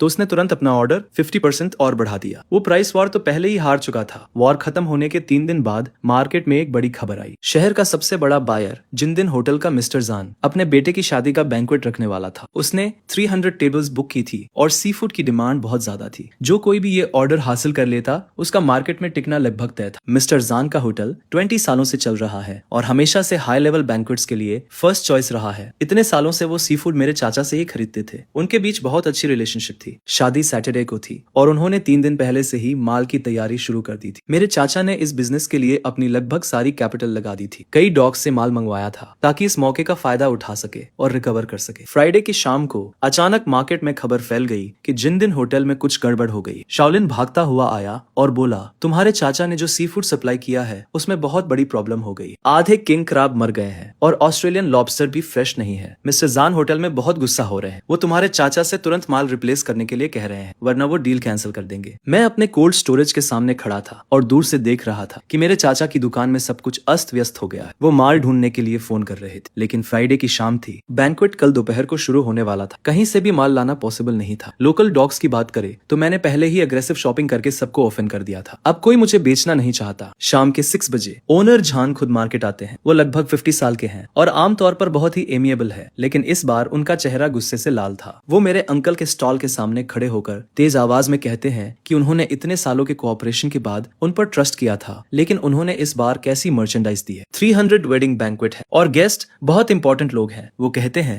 कि मैं क्या एक्सप्लेनेशन दूंगा। ये सुनकर मेरे अंकल पसीने से लथपथ हो जाते हैं और लगातार अपोलोजाइज करते हुए कहते हैं कि वो किसी तरह मर्चेंडाइज को रिप्लेस कर देंगे। ओनर जान कहते हैं कि अगर रात 10 बजे से पहले उन्होंने अच्छी क्वालिटी के प्रोडक्ट्स नहीं दिए तो उनके बीच कोई और बिजनेस नहीं होगा। ओनर जान मुड़कर जाने लगते हैं और तभी वो मुझे मेरे रेफ्रिजरेटेड रूम के सामने खड़ा हुआ देखते हैं। वो हैरान हो जाते हैं, मेरे पास आते हैं और पूछते हैं कि क्या मैं यहाँ हूँ। मैं हाँ में सिर हिलाता हूँ और ओनर जान सीधे पूछते हैं, क्या तुम्हारे पास अभी मर्चेंडाइज है? मुझे 50 किंग क्रैब, 80 ऑस्ट्रेलियन लॉबस्टर और 100 किलोग्राम कोरल ग्रुपर चाहिए। सब कुछ जिंदा और परफेक्ट कंडीशन में होना चाहिए। क्या तुम इसे रात 10 बजे से पहले रेस्टोरेंट में डिलीवर कर सकते हो? मैं जल्दी से कैलकुलेट करता हूँ। मेरे वेयरहाउस में इन्वेंटरी काफी नहीं है, लेकिन साउथ डॉक पर बूढ़े चेन को आज ही एक बैच मिला है। मुझे क्वालिटी अच्छी तरह से पता है। साउथ डॉक से शहर और फिर जिंदन रेस्टोरेंट तक मर्चेंडाइज ले जाना समय के हिसाब से बहुत टाइट है, लेकिन इम्पॉसिबल नहीं है। मैं कहता हूँ कि मैं कर सकता हूँ, लेकिन मुझे पहले क्वालिटी इंस्पेक्ट करनी होगी ताकि कोई प्रॉब्लम ना हो। ओनर जान कुछ सेकंड के लिए चुपचाप मुझे देखते हैं और फाइनली हाँ में सिर हिलाते हैं। वो कहते हैं कि ये उनके बेटे की शादी है और वो कोई मिस्टेक नहीं देखना चाहते। मैं तुरंत बूढ़े चेन को कॉल करता हूँ और उनसे कहता हूँ कि वो आज पोर्ट पर आए, बैच को रिजर्व कर ले, और फिर शियाओलिन को कॉल करता हूँ। हम रेफ्रिजरेटेड ट्रक लोड करते हैं और सीधे साउथ डॉक के लिए निकल जाते हैं। वहां पहुंचते ही शाम के 7:30 बज चुके थे। बूढ़े चेन ने सब कुछ रेडी कर रखा था। मैं एक एक करके सब कुछ चेक करता हूँ, ये एंश्योर करते हुए कि सब कुछ वाइटलिटी से भरा हुआ है। वेरीफाई करने के बाद हम तुरंत लोड करते हैं और वापस लौट जाते हैं। हम रात 9 बजे मार्केट पहुंचते हैं। शियाओलिन और मैं पूरी रात बिना किसी डिटेल को नेग्लेक्ट किए सब कुछ सॉर्ट करते हैं। रात 9:40 पर मर्चेंडाइज लोड हो जाती है और हम जिंदन रेस्टोरेंट के लिए रवाना हो जाते हैं। मैं रेस्टोरेंट पहुंचता हूँ तो ठीक 9:55 बजे थे। ओनर जान पहले से ही किचन में मेरा इंतजार कर रहा था। उसने खुद सब कुछ चेक किया। किंग क्रैब्स एकदम फ्रेश थे, उनके पिंचर्स मजबूत थे।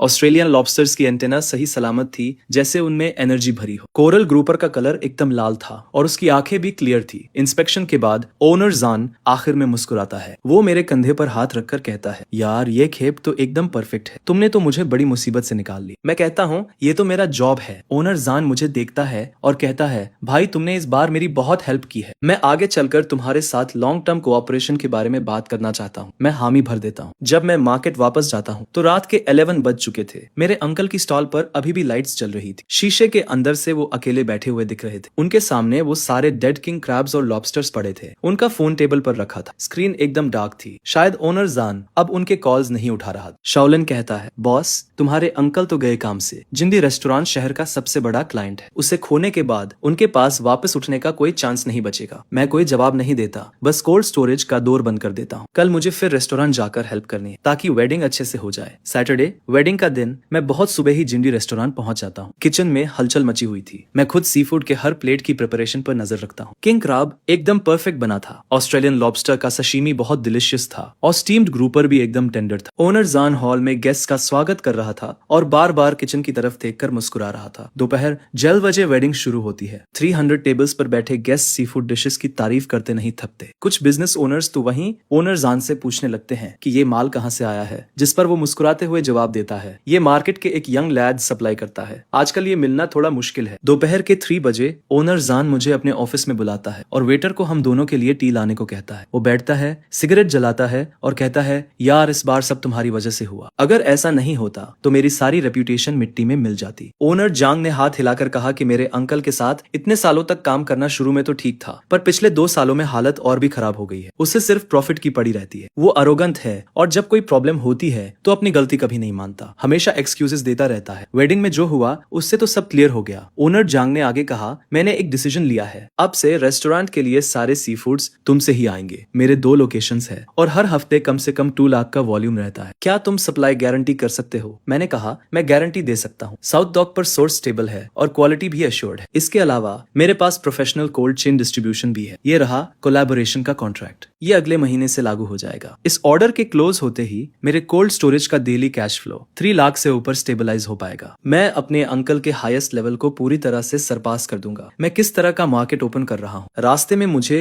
उन ओनर्स के कई कॉल्स आए जो वेडिंग बैंक्वेट में आए थे। वो मुझसे पूछ रहे थे कि क्या मैं उन्हें भी सप्लाई कर सकता हूँ। मैंने एक एक करके उनके कॉन्टैक्ट्स नोट किए और उनसे मिलने का टाइम फिक्स किया। अब मार्केट में ये रूमर है कि मुझे जिंदिन होटल का ऑर्डर मिल गया है और अब मेरा बिजनेस आसमान छूने वाला है। रात के 8 बजे मैं अपने वेयरहाउस के सामने खड़ा था और दूसरी तरफ अपने अंकल की स्टॉल को देख रहा था। लाइट तो जल रही थी पर अंदर सब खाली था। बस वो अकेले बैठे हुए थे। उनके सामने बिल्स का ढेर लगा हुआ था और वो कैलकुलेटर यूज करते जा रहे थे। तभी शाओलिन मेरे पास आया और धीरे से बोला, बॉस मैंने सुना है कि आज तुम्हारे अंकल मिस्टर जान से रहम मांगने गए पर उन्होंने उसे अंदर तक नहीं आने दी। लोग ये भी कह रहे हैं कि तुम्हारे अंकल ने बैंक्वेट के लिए जो सारा सामान तैयार किया था वो सब उनके हाथ में ही रह गया। कम से कम 3 लाख का नुकसान हुआ है। मैंने कुछ नहीं कहा, बस एक सिगरेट जला ली। इस बार मेरे अंकल सच में खत्म हो गए। उन्होंने सबसे बड़ा क्लाइंट हिंदिन्स होटल को खो दिया है। उनका पेमेंट चेन पूरी तरह से टूट गया। ऊपर से प्राइस वॉर में हुए नुकसान और लोन्स पर लगने वाले इंटरेस्ट अलग। अब वो और नहीं झेल पाएंगे। मार्केट में लोग अब ये भी कह रहे हैं कि उनकी स्टॉल महीने के आखिर तक नहीं चल पाएगी। वो लोग ये भी कहते हैं कि उनके पुराने फ्रीजर अब पूरी तरह से बेकार हो चुके हैं और वो ठीक नहीं हो सकते। अगले दिन मैं उन ओनर्स से मिलने गया जिनसे मैं बैंक्वेट में मिला था। वो शहर के मशहूर रेस्टोरेंट्स के ओनर्स हैं और उन्हें सी फूड में एकदम हाई क्वालिटी चाहिए। मैं उन्हें वेयरहाउस में ले गया ताकि वो माल देख सके। मैंने उन्हें साउथ डॉक से आने वाले माल और डिस्ट्रीब्यूशन सर्विस के बारे में पूरी जानकारी दी, जिसे देखकर वो सब लोग बहुत खुश हो गए। उन्होंने तुरंत मेरे साथ कोलैबोरेशन कॉन्ट्रैक्ट साइन किया और हिंदिन्स होटल का ऑर्डर भी दे दिया। अब मेरे पास 5 बड़े रेस्टोरेंट्स हैं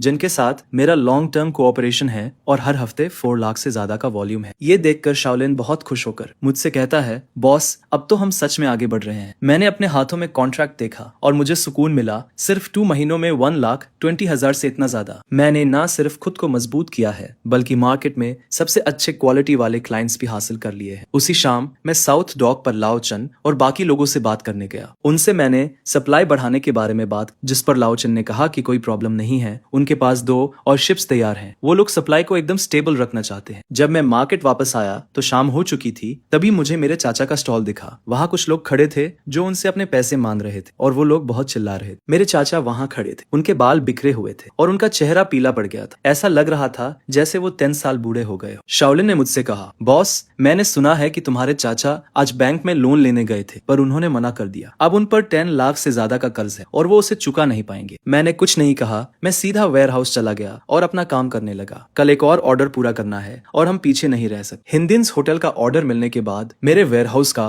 हर दिन का फ्लो 3 लाख से ज्यादा हो गया। लेकिन मुझे पता था कि सिर्फ कुछ बड़े रेस्टोरेंट से काम नहीं चलेगा। मार्केट के जो रिटेलर्स हैं वो हमारी जड़ें हैं और जब तक मैं उन सबको साथ बात नहीं लूंगा तब तक मैं इस मार्केट को सही से कंट्रोल नहीं कर पाऊंगा। उसी शाम मैंने मार्केट के करीब 12 रिटेलर्स को इकट्ठा किया। ये वो रिटेलर्स हैं जिनके साथ मेरे अच्छे संबंध, ये वो लोग हैं जिनके साथ मैंने पिछले 6 महीनों से काम किया है। मैंने कुछ लोगों को पैसे देकर मदद की है और कुछ लोगों को सामान दिलाने में मदद की है। मैंने उन्हें खाना परोसा और सीधे अपने आइडिया के बारे में बता दिया। मैंने उनसे कहा कि कंपटीशन बहुत फियर्स है और अकेले काम करके सरवाइव करना मुश्किल है। मैं अपने कोल्ड स्टोरेज पर ध्यान केंद्रित करते हुए एक सप्लाई अलायंस बनाना चाहता हूँ ताकि सोर्सिंग, प्राइस और डिस्ट्रीब्यूशन को यूनिफाई किया जा सके। सब मिलकर एक दूसरे को बेनिफिट पहुंचा सके और प्रॉफिट शेयर कर सके। कई लोगों ने एक दूसरे को देखा, जिस पर किसी ने पूछा कि ये ऑपरेट कैसे करेगा। मैंने कहा कि ये सिंपल है। सबसे पहले सप्लाई को सेंट्रली यहीं से मैनेज किया जाएगा, जिससे बेस्ट क्वालिटी और प्राइस गारंटी होगी। दूसरा, डिस्ट्रीब्यूशन को मेरे कोल्ड चेन व्हीकल से यूनिफाई किया जाएगा, जिससे लॉस कम होगा। तीसरा, प्रॉफिट को प्रोपोर्शनली डिवाइड किया जाएगा, जिसमें 30% मेरा होगा और 70% तुम्हारा। तभी मिस्टर वान नाम के एक रिटेलर ने कहा, तुम्हारी आइडिया तो अच्छी है, लेकिन हमें तुम्हारे साथ कोलैबोरेट क्यों करना चाहिए? मैंने जवाब दिया, मैं सप्लाई में अपनी एडवांटेज का फायदा उठाना चाहता हूँ। भाई हुआन, हम बहुत समय से कोलैबोरेट कर रहे हैं। तुम्हें पता होना चाहिए कि मैं कैसा इंसान हूँ। अगर मैं तुम्हें प्रेशर देना चाहता तो मैं अभी भी कर सकता था। मैंने ये अलायंस इसलिए बनाया है ताकि सब लोग पैसे कमा सके, न कि सिर्फ मैं। फिर एक और रिटेलर ने पूछा, तुम्हारे अंकल का क्या होगा? अभी तो उनका बिजनेस अच्छा नहीं चल रहा। मैंने कहा, उन्हें डरने की जरूरत नहीं है, वो खुद को बैरली ही सपोर्ट कर पा रहे हैं। वो तुम्हारा क्या करेंगे? बिजनेस में कैपेसिटी मैटर करती है, कनेक्शंस नहीं। कुछ रिटेलर्स ने कुछ देर तक सोचा और फिर अग्री कर गए। वो बोले, तुम एक फेयर इंसान हो, हमें तुम पर ट्रस्ट है। उसी रात मैंने 13 रिटेलर्स के साथ अलायंस एग्रीमेंट साइन किया। अगले वीक से उनकी सारी सप्लाईज मुझसे ही आएगी। डिस्ट्रीब्यूशन भी मेरे कोल्ड स्टोरेज ट्रक से ही होगा। मैंने गारंटी दी कि स्टेबल सप्लाई, बेस्ट प्राइस और जीरो लॉस होगा। शाओलिन एक्साइटमेंट से बोला, बॉस, इससे तो हमने मार्केट को इंटीग्रेट कर लिया है। एक बार बाइंग और सेलिंग अलायंस काम करना शुरू कर दे तो मेरा सप्लाई और कमर्शियल आउटलेट पर पूरा कंट्रोल हो। इससे मेरे अंकल का मार्केट शेयर और भी कम हो जाएगा, जिससे उनकी सिचुएशन और भी मुश्किल हो जाएगी। अलायंस ऑफिशियली ऑपरेट करना शुरू कर देता है। मैं साउथ डॉक से बहुत सारा माल लेकर आता हूँ। मैंने वो सारा माल अलायंस के मेंबर्स में डिस्ट्रीब्यूट कर दिया और डिलीवरी ट्रक्स भी बिल्कुल टाइम पर पहुंच गए। हर एक खेप बिना नुकसान के पहुंची, जिसे देखकर रिटेलर्स ने थम्स अप किया और कहा कि आय के साथ काम करना अलग ही एक्सपीरियंस है। जल्दी ही ये बात पूरे मार्केट में फैल गई कि आई ने एक बाइंग और सेलिंग अलायंस बना लिया। 1 डजन से ज्यादा रिटेलर्स उस अलायंस में शामिल हो गए। सब एक दूसरे को सपोर्ट कर रहे थे और बिजनेस भी पहले से बेहतर होता जा रहा। ये खबर सुनकर मेरे अंकल का चेहरा और भी उतर गया। मार्केट में उनका शेयर मेरी वजह से पहले ही कम हो गया था, जिस पर अब रिटेलर्स के साथ मिलकर मैंने उनकी रही सही कॉम्पिटिटिवनेस भी खत्म कर दी। तभी मेरे बगल में खड़े एक आदमी ने मेरे अंकल से कहा, अब हम आई के साथ काम करते हैं, सप्लाई भी स्टेबल है और प्राइसेस भी फेयर हैं। हम वापस तुम्हारे पास क्यों आए? मैंने कुछ नहीं कहा और मैं बस अपने काम में लगा रहा। उसी शाम मुझे ओल्ड चन का कॉल आया। उसने बताया कि साउथ डॉक पर 2 और नए शिप्स आ गए हैं और सप्लाई पहले से कहीं ज्यादा अबंडेंट है। उसने मुझसे पूछा कि क्या मैं सप्लाई का वॉल्यूम बढ़ा सकता हूँ। उनके पास बहुत सारा माल पड़ा हुआ है और उन्हें स्टेबल आउटलेट्स की जरूरत है। मैंने कहा कि कोई प्रॉब्लम नहीं है। अब अलायंस के साथ मेरे सेलिंग चैनल्स पूरी तरह से ओपन है। मैं कितना भी माल अब्सॉर्ब कर सकता हूँ। कॉल रखने के बाद मैं कोल्ड स्टोरेज के दरवाजे पर खड़ा हो गया और अपने अंकल के स्टॉल को देखने लगा, जो सामने ही था। वो एक क्रेडिटर से आर्ग्यू कर रहे थे। आवाज बहुत ऊंची थी। क्रेडिटर उनका चेहरा पॉइंट करते हुए चिल्ला रहा था कि अगर उधार लिया है तो वापस करना होगा और एक्सक्यूजेस बनाना बंद करो। मेरे अंकल, जिनका चेहरा गुस्से से लाल हो रहा था, लगातार खुद को एक्सप्लेन करने की कोशिश कर रहे थे और कुछ और दिन का टाइम मांग रहे थे। वो स्वेयर कर रहे थे कि वो पे करने का कोई रास्ता ढूंढ लेंगे, लेकिन क्रेडिटर सुनने को तैयार नहीं था और उसने सीधे थ्रेटन किया, अगर तुमने इस वीक तक पे नहीं किया तो मैं तुम्हें कोर्ट में रिपोर्ट कर दूंगा। शाओलिन मेरे पास आया और धीरे से बोला, बॉस, मैंने सुना है कि आपके अंकल का डेट 1.5 मिलियन युआन से भी ज्यादा हो गया है। अगर वो अपनी प्रॉपर्टी मॉर्गेज भी कर दे तो भी पे करने के लिए पर्याप्त नहीं हो। वो सच में एक डेड एंड पर है। मैं चेंबर के दरवाजे पर खड़ा होकर पूरे मार्केट को देख रहा था, जो पूरी तरह से जगमगा रहा था। लोग इधर उधर आ जा रहे थे और मंजर काफी बिजी था। वहीं मेरे सामने मेरे अंकल का स्टॉल अजीब तरह से खाली पड़ा था। शाओलिन ने मुझसे कहा, बॉस, अब तो मार्केट में सब यही कह रहे हैं कि आप ही इस जगह के असली बॉस हो। आपके अंकल का दौर अब खत्म हो गया। मैंने कोई जवाब नहीं दिया, बस कोल्ड स्टोरेज का दरवाजा बंद कर दिया। कल एक और खेप किंग क्रैब्स की आ रही है। अलायंस के मेंबर्स ने पहले ही 5 लाख युआन के ऑर्डर्स बुक कर दिए हैं। ये मार्केट अब मेरा है। बाइंग और सेलिंग अलायंस 2 हफ्तों से चल रही थी और सब कुछ स्मूथली चल रहा था। कोल्ड स्टोरेज में मेरा daily cash flow 4 lakh yuan से ऊपर स्टेबल था और मेरा मार्केट शेयर 60% तक पहुंच गया था। उस दोपहर मैं कोल्ड स्टोरेज में इन्वेंटरी कर रहा था। तभी अचानक ओल्ड चेन का फोन आया और उसकी आवाज अर्जेंट लग रही थी। उसने बताया कि मौसम विभाग ने टाइफून का अलर्ट जारी किया है। एक सुपर टाइफून 3 दिनों में जमीन से टकराएगा और समुद्र में मौजूद सभी जहाजों को शेल्टर के लिए पोर्ट पर वापस आना होगा। इसका मतलब था कि कम से कम एक हफ्ते तक मार्केट में ताजी सी फूड की सप्लाई नहीं होगी। ये सुनकर मेरा दिल बैठ गया और मैंने तुरंत पूछा कि क्या वो अभी भी माल अनलोड कर सकते हैं। ओल्ड चेन ने कहा कि आज आखिरी दिन है, कल से सभी जहाजों को पोर्ट पर वापस आना होगा। उसने मुझसे कहा कि उसके पास अभी भी एक खेप बची है और पूछा कि क्या मैं उसे लेना चाहता हूँ। मैंने कहा कि मैं सब कुछ ले लूंगा और तुरंत वहां पहुंच जाऊंगा। फोन रखने के बाद मैंने शाओलिन को कॉल किया और हम सीधे रेफ्रिजरेटेड ट्रक में साउथ पियर की तरफ चल दिए। ड्राइव करते वक्त मैं सोच रहा था कि टाइफून की वजह से मार्केट में सप्लाई रुक जाएगी और सी फूड की कीमतें आसमान छू जाएंगी। अगर मैं पहले से ही काफी माल जमा कर लेता हूँ तो मैं न सिर्फ अलायंस के मेंबर्स के लिए सप्लाई सुनिश्चित कर पाऊंगा बल्कि मार्केट को भी स्थिर रख पाऊंगा। मैं शाम को साउथ पियर पर पहुंचा। ओल्ड चेन और उसकी टीम अर्जेंट तरीके से माल अनलोड कर रहे थे। पियर पर बहुत भीड़ थी। मैंने डिसाइड किया कि मैं सब कुछ मौके पर ही खरीद लूंगा और तुरंत 3 लाख युआन का पेमेंट ट्रांसफर कर दिया। ओल्ड चेन ने कहा, अरे ये टाइफून बहुत स्ट्रॉन्ग है, अच्छे से तैयारी कर लो। मेरा मानना है कि कम से कम एक हफ्ते तक इंटरप्शन रहेगी और मार्केट में स्टॉक खत्म हो जाएगा। मैंने सिर हिलाकर कहा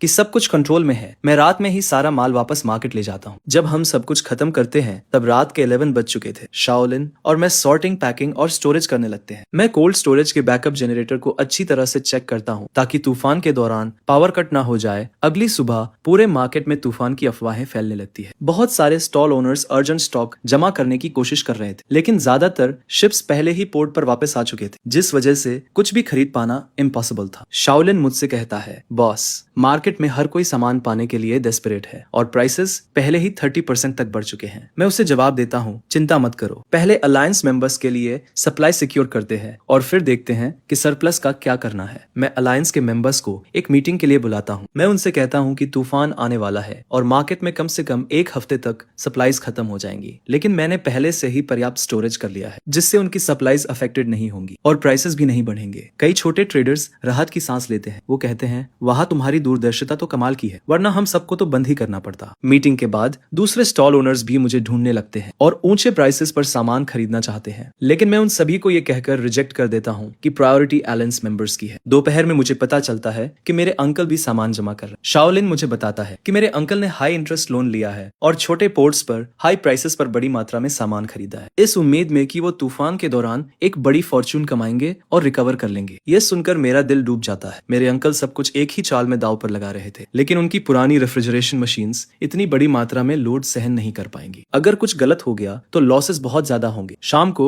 मैं स्पेशली मेरे अंकल के स्टॉल पर जाता हूँ। वो अपने वर्कर्स को सामान कोल्ड स्टोरेज में ले जाने के लिए डायरेक्शन दे रहे थे और उनके चेहरे पर एक अजीब सी स्माइल थी। उनकी रेफ्रिजरेशन मशीन्स पूरी कैपेसिटी से चल रही थी और एक बहरा कर देने वाला शोर निकल रहा था। मैं उन पुरानी मशीनों के सामने खड़ा था, एक अजीब सी आशंका के साथ। तभी शाओलिन मेरे पास आता है और धीरे से कहता है, बॉस, आपके अंकल ने जो माल जमा किया है वो कम से कम 5 लाख का तो होगा ही। क्या आपकी ये पुरानी मशीन्स इसे संभाल पाएंगी? मैं बिना कुछ कहे अपना सिर हिला देता हूँ। उस रात मैं फिर से अपने कोल्ड स्टोरेज के सारे इक्विपमेंट चेक करता हूँ। रेफ्रिजरेटर्स नॉर्मली काम कर रहे थे और टेम्परेचर 5 डिग्री सेल्सियस नीचे स्टेबल था। जनरेटर के सारे टेस्ट भी एक्टिवेट करने के लिए रेडी थे। मैंने कुछ छोटे जनरेटर्स भी तैयार रखे थे। इसके बाद रात के 12 बजे वेयरहाउस के दरवाजे के सामने खड़े होकर मैं आसमान की ओर देखता हूँ। काले बादल इकट्ठा होने लगते हैं और हवा तेज हो जाती है। वेदर फोरकास्ट में बताया गया था कि टाइफून अगले दिन सुबह तक लान से टकराएगा, जिसकी विंड स्पीड 14 ग्रेड तक होगी। मेरे अंकल का स्टॉल मेरे स्टॉल के सामने था, जहाँ अभी भी रोशनी थी। ग्लास से मैं उन्हें अकेला अपने माल के सामने बैठा हुआ देख सकता था।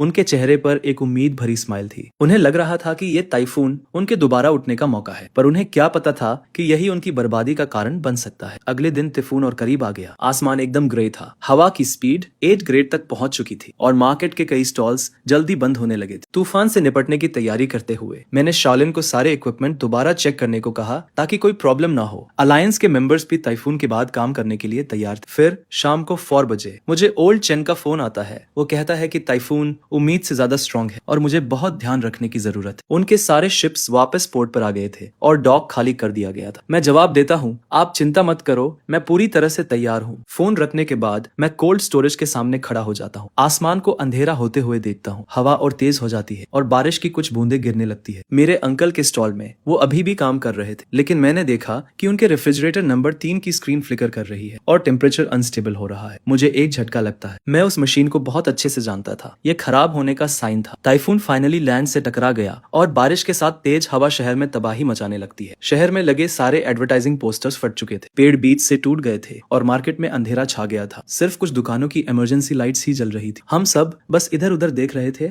मैं और शाओलिन कोल्ड स्टोरेज की निगरानी कर रहे थे। हम इक्विपमेंट के फंक्शन पर ध्यान रख रहे थे। सिस्टम नॉर्मल तरीके से काम कर रहा था, टेम्परेचर स्टेबल था और बैकअप पावर सप्लाई भी किसी भी वक्त के लिए तैयार थी। शाओलिन खिड़की के पास खड़ा बाहर देख रहा था। तभी वो अचानक बोला, बॉस, लगता है तुम्हारे अंकल की दुकान पर कुछ हुआ है। मैं भी उसके पास गया और बारिश में देखने लगा। मेरे अंकल की दुकान में अंधेरा था, उनके सारे रेफ्रिजरेटर्स बंद थे और वो टॉर्च की रोशनी में इधर उधर घूम रहे थे। शाओलिन ने कहा, बॉस, उन्होंने बैकअप का कोई इंतजाम नहीं किया था। बॉस, अगर पावर नहीं आई तो उनका सारा सामान खराब हो जाएगा। मैंने कुछ नहीं कहा और अपने इक्विपमेंट की निगरानी करता रहा। तूफान पूरे 6 घंटे चला। फिर धीरे धीरे हवा और बारिश कम होने लगी। आसमान साफ होने लगा और मैं कोल्ड स्टोरेज से बाहर निकला। मार्केट में सब कुछ तहस नहस हो गया था। हर जगह डेड सी फूड फैला हुआ था। दूर से ही सड़ने की बदबू आ रही थी। शाओलिन बोला, बॉस, तुम्हारे अंकल का तो सब खत्म हो गया। 6 घंटे तक लाइट नहीं थी और सारे रेफ्रिजरेशन मशीन्स बंद थे। 5 लाख का माल खराब हो गया। मैं भी जाकर देखने लगा। किंग क्रैब्स, ऑस्ट्रेलियन लॉबस्टर्स और स्टार ग्रुपर सड़े हुए मांस में बदल चुके थे। मेरे अंकल वहीं पर खाली नजरों से बैठे थे, जैसे उनकी आत्मा ही निकाल ली गई। मुझे देखकर उनकी आंखों में कई सारे इमोशंस दिखे, लेकिन आखिर में उन्होंने कुछ नहीं कहा, बस सिर झुका लिया। मैं बिना उन्हें देखे वापस मुड़ गया। कोल्ड स्टोरेज में वापस आकर मैंने इन्वेंटरी चेक करना शुरू किया। तूफान में 0 नुकसान हुआ था। सारा सी फूड जिंदा था। मैंने तुरंत अलायंस के मेंबर्स को इन्फॉर्म किया कि हम नॉर्मल सप्लाई कर सकते हैं। सुबह 10 बजे तक मार्केट फिर से शुरू हो गया, लेकिन ज्यादातर दुकानों को पावर कट की वजह से बहुत नुकसान हुआ था और उनके पास बेचने के लिए कुछ नहीं था। सिर्फ मेरा ही गोदाम ठीक से काम कर रहा था। जल्द ही सिर्फ मेरे पास ही स्टॉक था। बड़े बड़े रेस्टोरेंट्स के बायर्स मुझे कॉल करके पूछने लगे कि क्या मैं उन्हें सप्लाई कर सकता हूँ। मैंने हाँ तो कह दिया, पर मैंने कहा कि प्राइसेस मार्केट के हिसाब से ही चलेंगे। तूफान के बाद सी फूड की कमी हो गई थी। प्राइसेस बढ़ गए थे,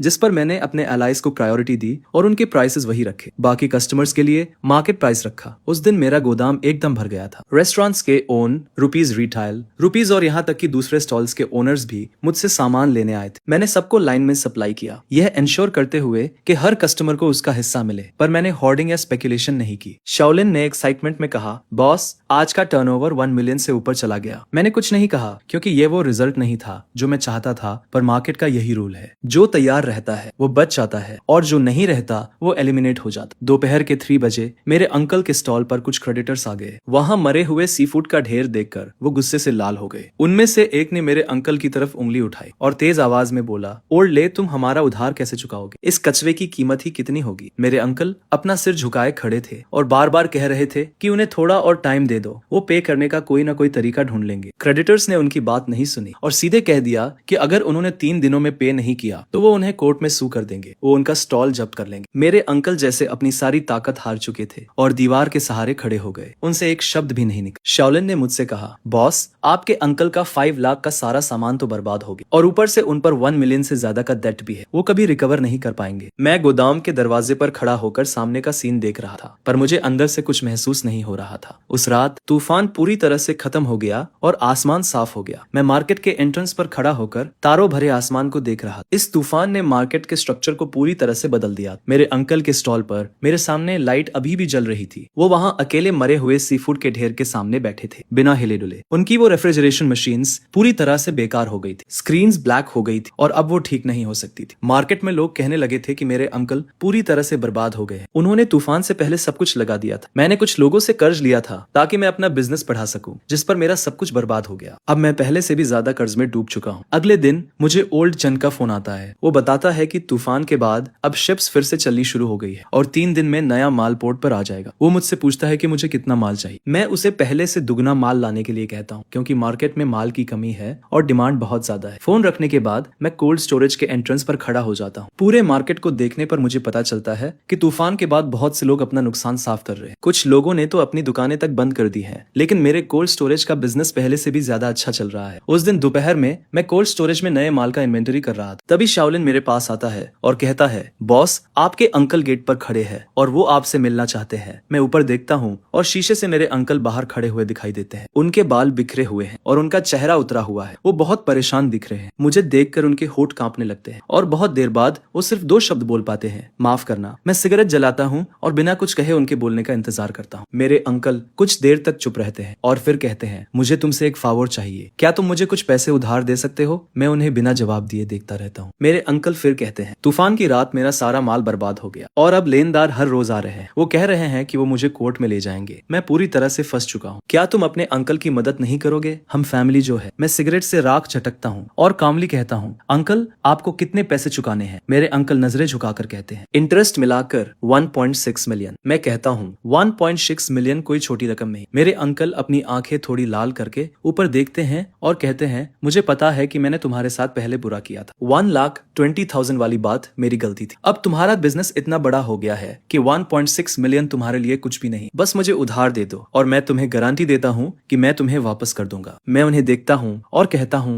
अंकल आप मुझे वापस कैसे करेंगे? मेरे अंकल हैरान होकर जवाब देते हैं, मेरे पास अभी भी वो स्टॉल है, भले ही उसकी कीमत अब ज्यादा ना हो, लेकिन लोकेशन अभी भी अच्छी है। जब मैं ठीक हो जाऊंगा तो तुम्हें ब्याज के साथ पैसे लौटा दूंगा। ये सुनकर मैं हंसता हूँ और कहता हूँ, चाचा क्या सच में आपको लगता है कि आप ठीक हो पाएंगे? मेरी बात सुनकर चाचा एकदम चुप हो जाते हैं। उनका चेहरा शर्म से लाल हो जाता है। मैं आगे कहता हूँ कि तूफान आने से पहले मौसम विभाग ने चेतावनी दी थी कि सबको जनरेटर तैयार रखना चाहिए, लेकिन उन्होंने कुछ नहीं किया और डेस्परेशन में आकर सूदखोरों से कर्ज लेकर सामान भर लिया। ये तो उनकी अपनी गलती थी। अब जब सब कुछ गलत हो गया है तो मुझसे पैसे मांगने आ गए। किस हक से? मेरे चाचा कहते हैं, अरे हम तो परिवार है। मैं जवाब देता हूँ, चाचा जब मुनाफा बांट रहे थे तब तो मुझे परिवार नहीं समझा। 3065 दिन साल भर मैं तुम्हारे लिए काम करता रहा और तुमने मुझे सिर्फ 1,20,000 दिए, ये कहकर कि मैं तो बस सस्ता मजदूर हूँ। अब जब तुम मुश्किल में हो तो तुम्हें याद आ रहा है कि हम परिवार है। मेरे चाचा एकदम चुपचाप खड़े रह जाते हैं, जैसे उनकी सारी ताकत ही चली गई हो। मैं सिगरेट बुझाता हूँ और कहता हूँ, चाचा मैं तुम्हारी मदद कर सकता हूँ, लेकिन पैसे उधार देकर नहीं। ये सुनकर चाचा की आंखें चमक उठती हैं और वो कहते हैं, अरे बताओ, जब तक मैं इस क्राइसिस से उबर जाऊं मैं तुम्हारी हर शर्त मानने को तैयार हूँ। मैं कहता हूँ, तुम अपनी पोजीशन मुझे दे दो और मैं 1.6 मिलियन लगाकर तुम्हारे सारे कर्ज चुकाने में मदद करूंगा। मेरी बात सुनकर चाचा एकदम सन्न रह जाते हैं। बहुत देर तक कुछ नहीं बोलते। मैं उन्हें समझाता हूँ कि अब वो पोजीशन सिर्फ एक खोखला शेल है और सारे कूलिंग सिस्टम बेकार हो चुके हैं, कस्टमर्स भी जा चुके हैं और अगर वो मुझे नहीं देंगे तो लेनदार कोर्ट के जरिए उसे जब्त कर लेंगे। जब्त होने से बेहतर है कि वो मुझे बेच दे। कम से कम इससे उनके सारे कर्ज तो चुकता हो जाएंगे और वो जेल जाने से भी बच जाएंगे। मेरे चाचा का चेहरा पीला पड़ जाता है और होठ कांपते हुए वो कहते हैं, अरे ये पोजीशन तो 10 साल की मेरी मेहनत का फल है। जिस पर मैं कहता हूँ कि मेहनत से कर्ज नहीं चुकाए जाते। अब उनके पास सिर्फ दो ऑप्शन है, या तो वो पोजीशन मुझे दे दें, अपने कर्ज चुकाएं और नई शुरुआत करें, या फिर मुकदमे का इंतजार करें, पोजीशन जब्त हो और जेल भी जाना पड़े। अब वो खुद चुन ले। मेरे चाचा एकदम ठंडे पड़ जाते हैं। वो मुझे गुस्से से देखते हैं। उनके अंदर गुस्सा और निराशा दिखती है, लेकिन आखिर में सब हेल्पलेसनेस में बदल जाता है। फिर वो कहते हैं, अरे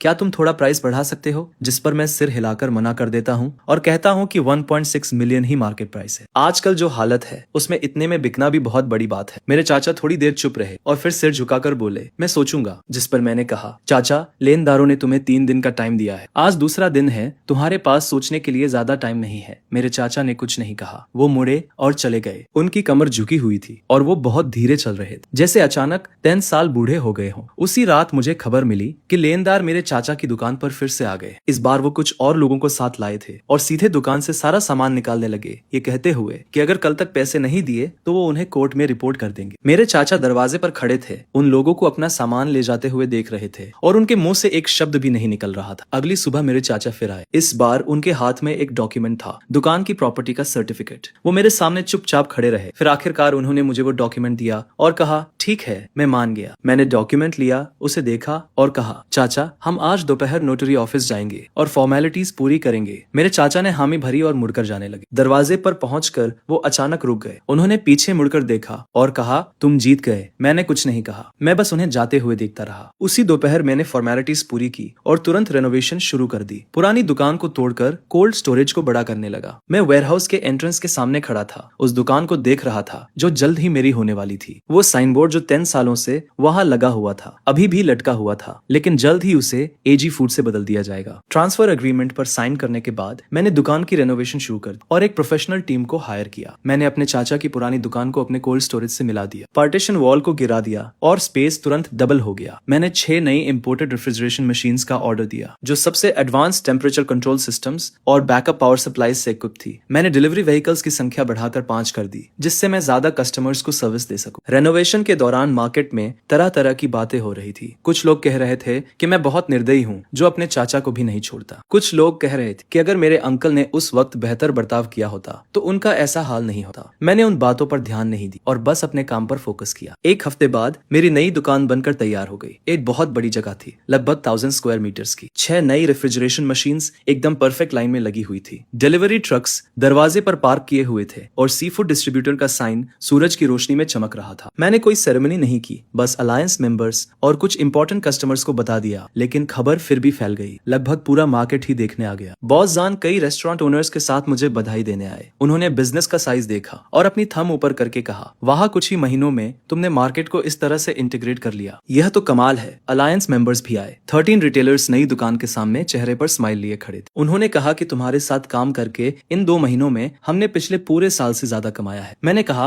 अगर हम सब मिलकर मेहनत करेंगे तो फ्यूचर और भी बेहतर होगा। ओपनिंग के दिन डेली कैश फ्लो 1.5 मिलियन को पार कर गया। सुबह से रात तक ऑर्डर्स आ रहे थे। 5 डिलीवरी व्हीकल्स लगातार आ जा रहे थे और सारे कस्टमर्स को टाइम पर सामान मिल रहा था। शाओलिन ने मुझे अकाउंट बुक दिखाई और एक्साइटमेंट से कहा, बॉस, इस पेस से तो इस महीने हम 3 मिलियन का नेट प्रॉफिट पार कर लेंगे। मैंने हामी भरी। 3 मिलियन तो मेरे अंकल और मेरा पूरे साल का नेट प्रॉफिट होता था। अब एक महीने में इतना कमाना एकदम पॉसिबल लग रहा था। मैं दुकान के सामने खड़ा होकर पूरे मार्केट को देख रहा था। वो जगह जहां पहले मेरे अंकल की दुकान थी, अब मेरी थी। उस रात मैंने अलायंस मेंबर्स और की एम्प्लॉइज को मीटिंग के लिए बुलाया। मैंने उनसे कहा, अगले महीने से मैं 20% रखूंगा और आप लोग 80% रखेंगे। रिटेलर्स हैरान रह गए और वान नाम के एक आदमी ने कहा, बॉस, ये कैसे पॉसिबल है? आप सामान और डिस्ट्रीब्यूशन प्रोवाइड करते हैं और रिस्क भी आप लेते हैं। 20% तो बहुत कम है। मैंने जवाब दिया, भाई वान, अब मेरा बिजनेस बढ़ गया है और वॉल्यूम भी बढ़ गया है, तो 20% कम नहीं है। आप लोग ज्यादा कमाएंगे तो आप लोगों को मेरे साथ काम करते रहने की मोटिवेशन भी मिले। कई रिटेलर्स की आंखें नम हो जाती है और वो कहते हैं, तुम्हारे साथ काम करना वर्थ इट है। मीटिंग खत्म होने के बाद मैं उस स्टॉल के सामने खड़ा रहता हूँ जो मार्केट की रोशनी से जगमगा रहा है और लोग इधर उधर आ जा रहे हैं। सब कुछ बहुत बिजी है। शाओलिन मुझे बताती है कि आज अंकल मार्केट आए थे। वो एंट्रेंस पर बहुत देर तक खड़े रहे, हमारे नए स्टॉल को देखते रहे और फिर बिना कुछ कहे चले गए। अंकल वो 1.6 मिलियन लेकर अपनी सारी डेट्स तो चुका देते हैं, लेकिन इस मार्केट में 10 सालों में बनाई उनकी फाउंडेशन पूरी तरह से खत्म हो चुकी। अब वो बस एक कॉमन आदमी है। अब वो पहले जैसे अरोगेंस से भरे स्टॉल ओनर नहीं रहे। देर रात में स्टॉल का डोर बंद कर देता हूँ, आराम करने के लिए रेडी होकर। जब मैं मार्केट के एंट्रेंस से गुजरता हूँ तो मुझे एक फेमिलियर फिगर वहाँ खड़ी दिखती है। वो अंकल थे। वो मार्केट के एंट्रेंस पर खड़े थे, अंदर की ब्राइट लाइट्स को देख रहे थे, साइन बोर्ड को देख रहे थे। वो साइन बोर्ड एक कॉम्प्लेक्स लुक के साथ। मैं उनके पास जाता हूँ। मैं उनके बगल में बिना कुछ कहे खड़ा हो जाता हूँ। काफी साइलेंस के बाद अंकल मेरी तरफ देखते हैं। फाइनली वो कहते हैं, आई, अच्छा काम करो। ये कहकर वो मुड़ जाते हैं और चले जाते हैं। अब उनमें वो पहले वाली स्टॉल ओनर वाली बात नहीं रही। 1,20,000 से अब तक 3 मंथ से भी कम टाइम में मैं टोटल काउंटर अटैक कर देता हूँ। मार्केट का सबसे बड़ा स्टॉल, सप्लाई का सबसे स्टेबल सोर्स, सबसे क्वालिटी वाले कस्टमर्स, सब कुछ मेरे हैंड्स में है। ये मार्केट अब मेरा है। ईयर एंड होने वाला है। ये ईयर जब मैंने ब्रेकअप के बाद 1,20,000 से स्टार्ट किया था, तब से पूरे मार्केट को कंट्रोल करने तक ऐसा लगता है जैसे पूरी लाइफ बीत गई। उस नाइट मैंने सारे एम्प्लॉइज और अलायंस मेंबर्स को इकट्ठा किया और नए स्टॉल पर 10 से ज्यादा टेबल्स लगे। सियोलिन, ओल्ड चेन, ओल्ड हान, ओल्ड जो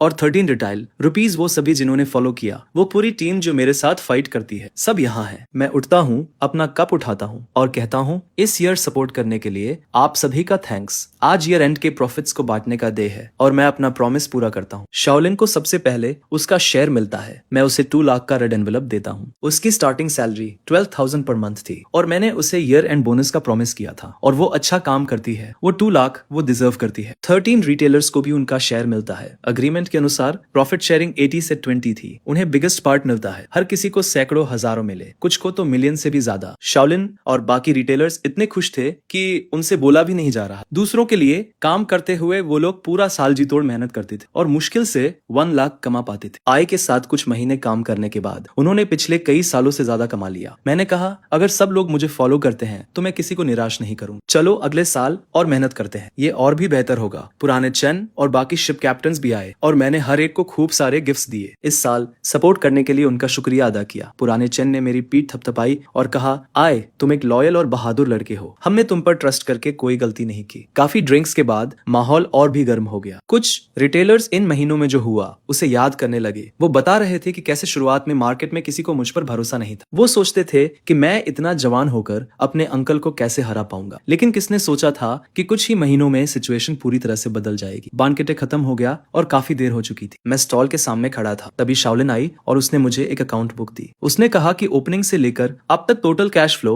23 मिलियन है और नेट प्रॉफिट 8.5 मिलियन है। मैंने बुक ली और नंबर्स देखे। पिछले साल अंकल के साथ पूरा साल काम करके टोटल फ्लो 5 मिलियन से ज्यादा था। नेट प्रॉफिट 2.85 मिलियन था और मुझे सिर्फ 1,20,000 मिले थे। इस साल खुद के लिए 3 महीने से भी कम काम करके नेट प्रॉफिट पिछले साल से 3 गुना ज्यादा था। इस साल मुझे बहुत कुछ समझ आया। रूल्स तभी मायने रखते हैं जब वो तुम्हारे हाथ में हो। कैपिटल उसका था, रिलेशंस उसके थे, इसलिए वो डिसाइड करता था। अब स्टॉल मेरा है, सप्लाई मेरी है, कस्टमर्स मेरे हैं, मैं डिसाइड करता हूँ। लेकिन मैं अपने अंकल की तरह नहीं बनूंगा जो सिर्फ मुझे एक्सप्लॉइट करने की चिंता करते थे। आखिर में वो अकेले रह गए और उन्हें धोखा मिला। मुझे वो करना चाहिए जिससे जो लोग मुझे फॉलो करते हैं वो भी पैसा कमाए। सिर्फ तभी हम और आगे बढ़ पाएंगे। शाओलिन मुझे बताती है कि मेरे अंकल अब एक छोटे से रेस्टोरेंट में किचन में काम करते हैं। स्टॉल का ओनर होने से एक एम्प्लॉय बनने तक ये कॉन्ट्रास्ट ऐसी चीज नहीं है जिसे कोई भी सहन कर सके, लेकिन ये उनकी अपनी पसंद थी जिस तरह से उन्होंने मेरे साथ बिहेव किया था। अब वो वैसा ही रिएक्ट कर रहे हैं। आधी रात को मैं दुकान का दरवाजा बंद करता हूँ। न्यू ईयर की बेल्स बजने वाली है और मार्केट में पटाखे फोड़े जा रहे हैं। मैं सी फूड होलसेलर के साइन के नीचे खड़ा हूँ। अपनी 1000 स्क्वायर मीटर की दुकान को देखता हूँ। उन 6 नई रेफ्रिजरेशन मशीन्स को देखता हूँ। एंट्रेंस पर खड़ी मेरी 5 कोल्ड चेन ट्रक्स को देखता हूँ जिनकी कीमत 1,20,000 से 8.5 मिलियन तक है। एक एक्सप्लॉयटेड एम्प्लॉय से मार्केट का सबसे बड़ा सप्लायर बनने में मुझे 3 महीने से भी कम समय लगा। इस साल मैंने सबसे इंपॉर्टेंट चीज सीखी। रूल्स तुम्हें असली कॉन्फिडेंस तभी देते हैं जब वो तुम्हारे हाथों में हो। तभी शाओलिन मेरे पास आता है और कहता है, बॉस हैप्पी न्यू ईयर। मैं मुस्कुराता हूँ और कहता हूँ हैप्पी न्यू ईयर। दूर आसमान में कलरफुल लाइट्स के साथ फायरवर्क्स खेलने लगते हैं जो पूरे मार्केट को रोशन कर देते हैं। मैं दुकान के डोर पर खड़ा हूँ और यह सब देखकर मेरा दिल शांत हो जाता है। अगले साल मैं और भी ग्रो करना चाहता हूँ। मैं सिर्फ इस मार्केट को कंट्रोल नहीं करना चाहता बल्कि बिजनेस को पास के सिटीज और उससे भी आगे एक्सपांड करना चाहता हूँ। लेकिन अभी मैं सिर्फ घर जाकर अपनी माँ के साथ न्यू ईयर्स ईव डिनर करना चाहता हूँ। मैं अपना फोन निकालता हूँ और उसे मैसेज करता हूँ, माँ मैं कल घर आऊंगा। फोन तुरंत रिप्लाई करता है, ठीक है माँ, तुम्हारा इंतजार कर रही है। मैं फोन रखता हूँ, दुकान का डोर लॉक करता हूँ और ड्राइव करके मार्केट से निकल जाता हूँ। रेयर व्यू मिरर में सी फूड होलसेलर का साइन दिखता है।